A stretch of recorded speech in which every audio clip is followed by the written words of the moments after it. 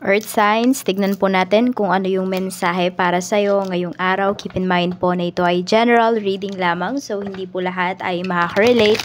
So be open-minded. Sa mga hindi pa po nakasubscribe dito sa ating channel, please subscribe na po kayo. And palike na din po ng ating video. At sa mga nais po mag-avail ng ating private readings, ng ating Evil Eye Amulet, ng ating Tears Bracelet, makikita nyo po yung link sa description box. Tarot Intentions by Aliana Reyes. Okay? Tignan po natin kung ano ang mensahe para sa'yo ngayon. Mensahe po natin, Spirit Guide. Okay, so we have strength. So yung iba sa inyo, nag-exercise ba kayo? Pwedeng nagpapalakas kayo dito. Okay, more on, hindi ko alam kung may pinopormahan ba yung iba sa inyo, earth signs, or nagpapalakas kayo ng katawan, or nagpapatalas po kayo ng isipan. So yan, tignan natin.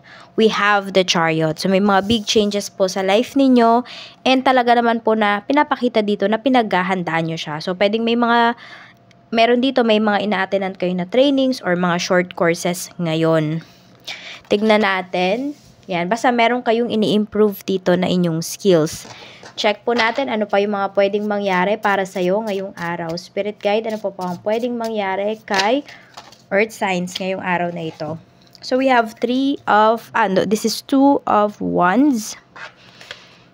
Meron tayo ditong Page of Pentacles.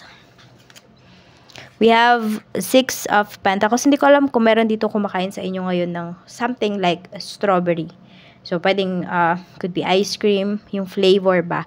Cheesecake. 6 of Pentacles. Meron tayong Ace of Cups.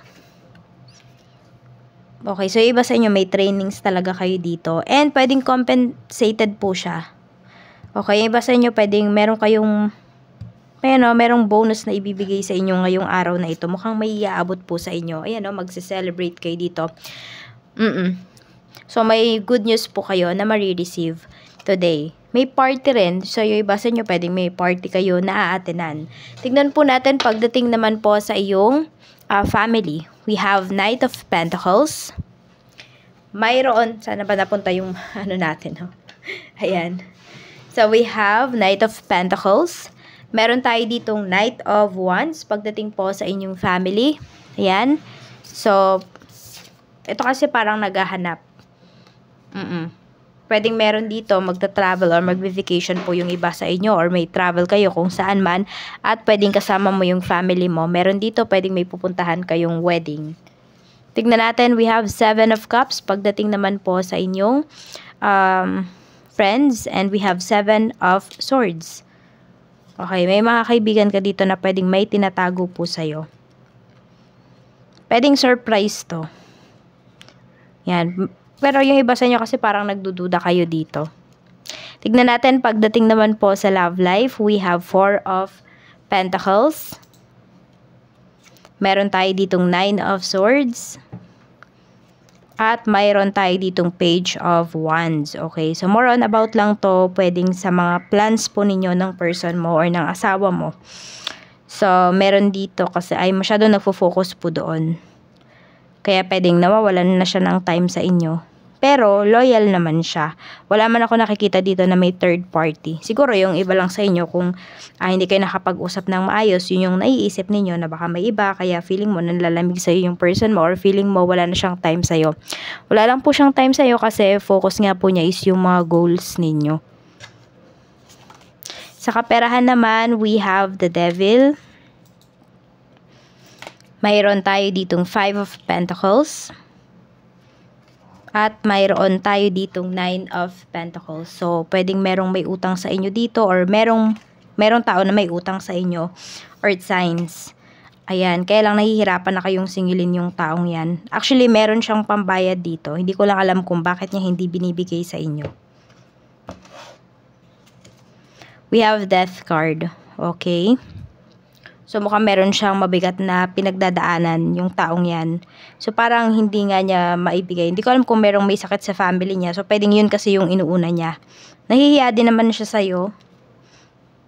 Pero, ayun nga, pwedeng hindi niya, yan, kahit nahihiya siya, hindi niya ipaprioritize na bayaran ka.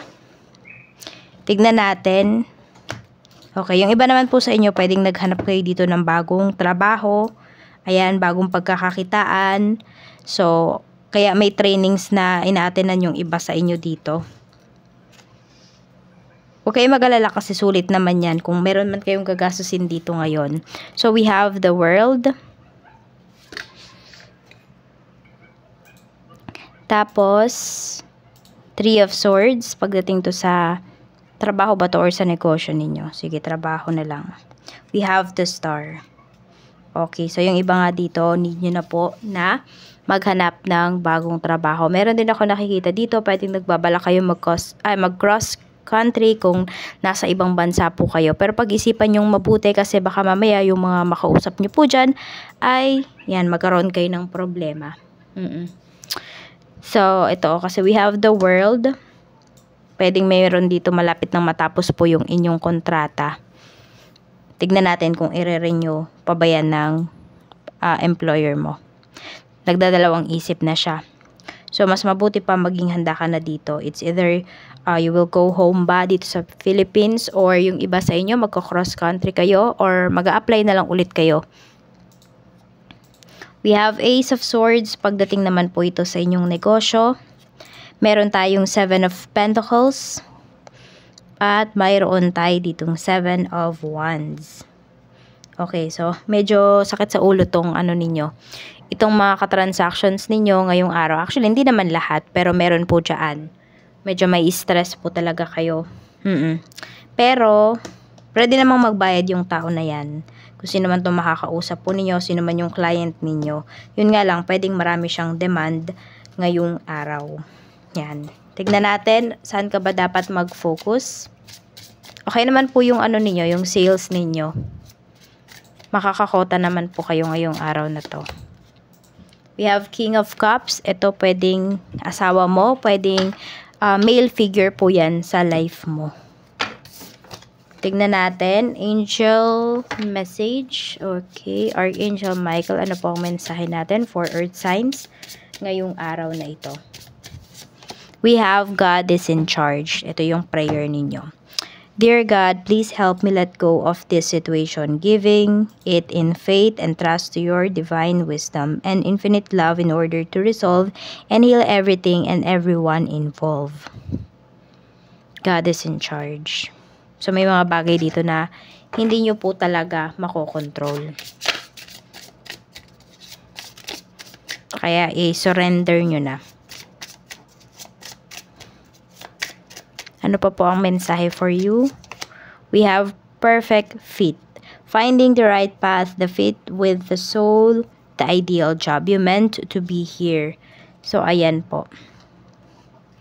Kung ano man yung mga pinaplano po ninyo at hindi kayo nakakaranas ng aberya sa pag-aayos, sa paglalakad ng mga yan, ibig sabihin po dyan talaga kayo dinadala ni universe. Pero kung nakikita nyo naman na ang dami-daming mga pagsubok na pinagdaraanan, yun, pwedeng pinapahinto po kayo. So, tignan nyo din yung mga signs na binibigay sa inyo.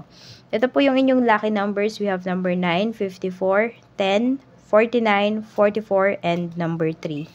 Maraming salamat po, Earth Signs. Mag-iingat kayo always and more blessings to come.